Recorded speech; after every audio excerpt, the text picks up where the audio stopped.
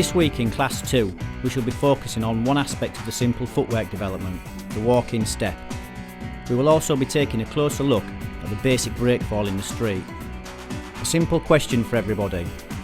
What's the difference between the shadow fighting at the beginning of the class and the shadow fighting at the end of the class? Think about it.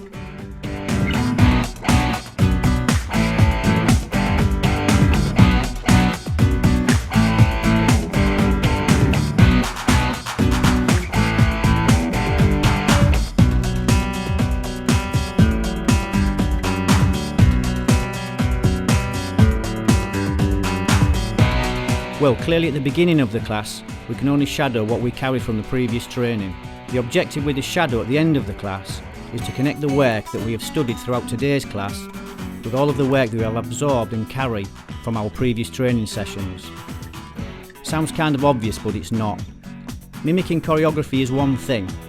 Finding the genuine connection between the movements and how they function together is a great skill.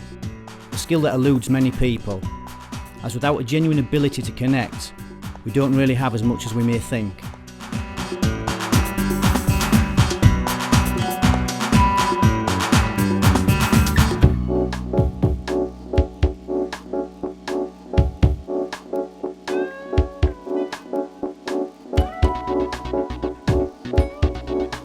Let's start with an interesting twist on the subject of footwork. Over the years we have observed how footwork is greatly neglected, and in those cases where it is addressed and taught, quite often the student finds it totally boring. Why is that? Well, in reality we don't really need anybody to teach us how to walk, do we? We did that by ourselves when we were babies. What we do need though is to learn how to use this natural and instinctive motion as a weapon. That part's not so easy and takes a little more mental application if we are to develop a good ability with simple footwork. Although in this class we only show the footwork exercise, in the not too distant future we will start addressing all the application possibilities, and that's when simple things become amazing things.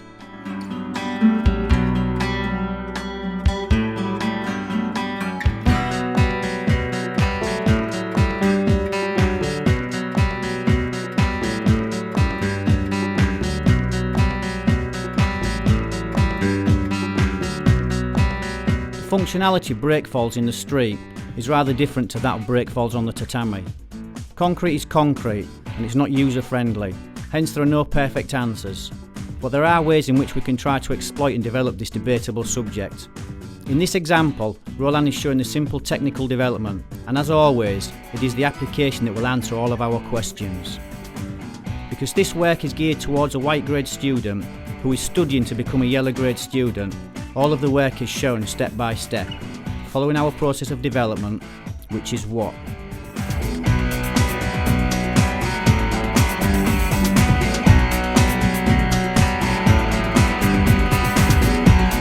The answer to the last question is the structure of every class we have studied up until now. Shadow, technical, one opponent, two opponents, shadow, and dynamic visualization. We would like to think that you have absorbed this simple formula by now, as it really will make the study of specific areas or weapons an awful lot easier. As with many things in this programme, the true application will become a lot more apparent as the time passes, because the only thing we can't cheat is time.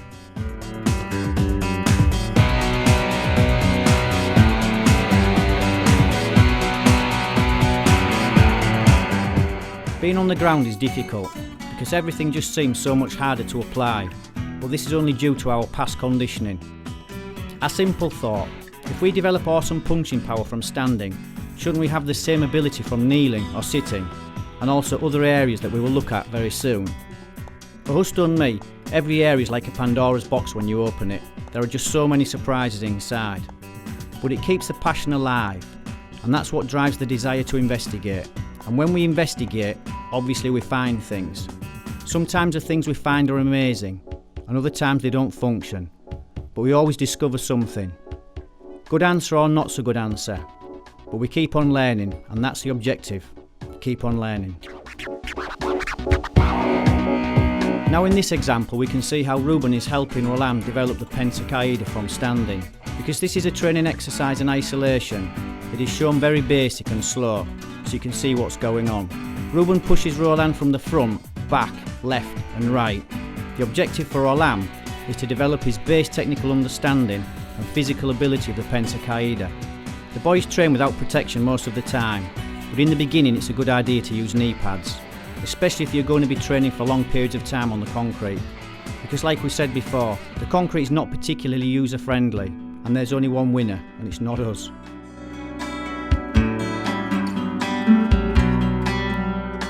We follow the same process through the levels, making sure that we catch the ability and understand the pensacaída clearly before we put it into the two-man predator, where it will become a little more evident exactly what it is that we're trying to do at present. We will also see in time how all of these basic developments evolve. Don't forget, what we see and what we develop in these early classes is only the foundation to a greater level of understanding that will arrive in the future. Pensacaída from sitting is relatively easy to develop and has loads of really cool applications just waiting to be exploited. And exploitation of application is our objective. Getting used to playing around on the concrete will give us a little more confidence and ability, and with confidence and ability comes intent. Intention is a dangerous emotion because it arouses predatory mentality, and all predatory animals have only one intention when threatened. This is part of the predatory emotional puzzle that we're all working on, and how to transmit this via the training.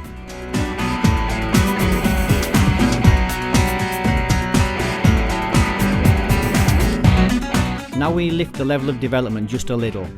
Orlan is attacking Justo with the focus pads, but at the same time, Justo is isolating only the pensacaída. This is the first step in trying to catch a little bit of ability with the pensacaída. Afterwards we need to develop the application. This is an area that needs quite a lot of work, even just to catch a basic level, because constantly getting up and down is tough on the body, especially when it's trained on the concrete.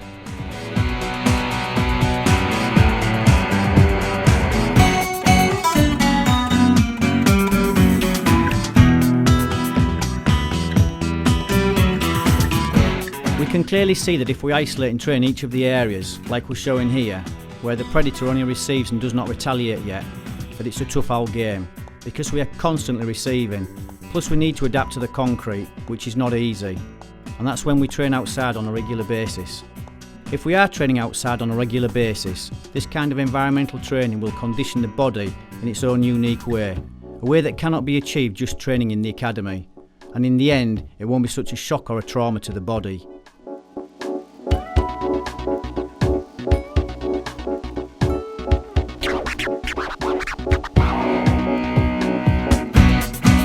As we said before, we are not striking from kneeling or sitting position yet, but only from standing, as we are trying to program the instinct to get up as fast as possible should we hit the ground by mistake.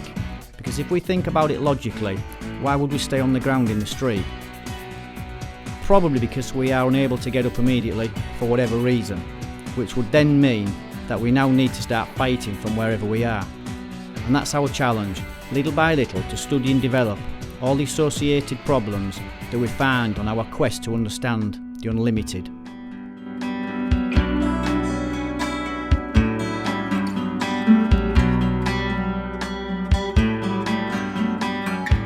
As always, when we put any development into the two-man predator, it really starts to come alive in a quite unique way. It's where we play our own tune. Now the technique is just a thing, it's how we think, feel and respond that determines what and how we express ourselves. This is how we all develop our own way of using the information. We are all different. We may receive the same information, together with all the hows and whys, but the way in which we express this will be very individual.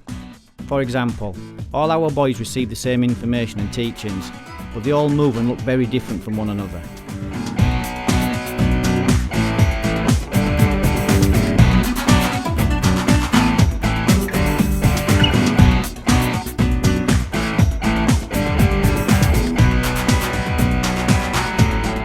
This creative and emotional personality that we all develop is a consequence of a creative and radical method of learning. We all talk about no limits and an open mind, but let's not forget, limitation is the consequence of imitation, and that creation is the consequence of investigation. This is another reason why to only imitate a thing is a massive limit. There are many imitators out there, but not many creators.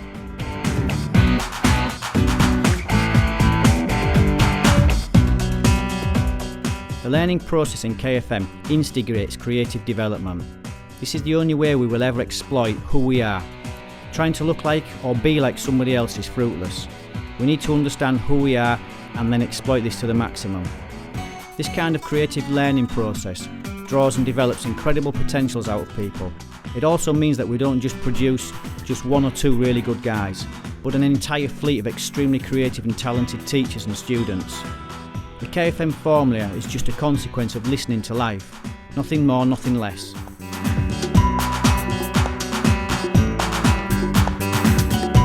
As always, we close the physical part of this week's class with a shadow. Let's watch as Ruben, and then Ruben and Roland, add some of the new work to this week's shadow fighting.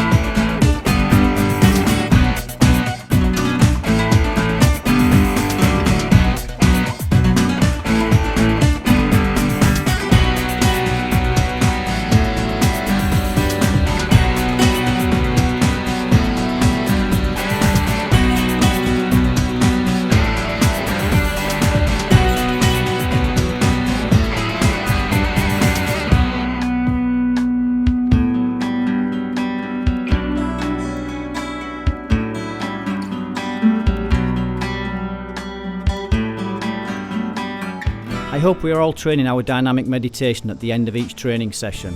If not, make the effort. It will pay off big style in the future, as it will give the ability to question and investigate in a way that most people find extremely difficult. It will also help us to see and question things that nobody else can see at first glance, or second, or sometimes third. That's not because we have developed some kind of magical power, no, but that we have developed an extremely creative thought process mechanism, which allows us to find and discover many things only in thought. Many of the amazing developments in the KFM were found in this way. Some of these discoveries of the mind proved to be amazing, and some led to greater investigation as they did not produce the answer we first thought.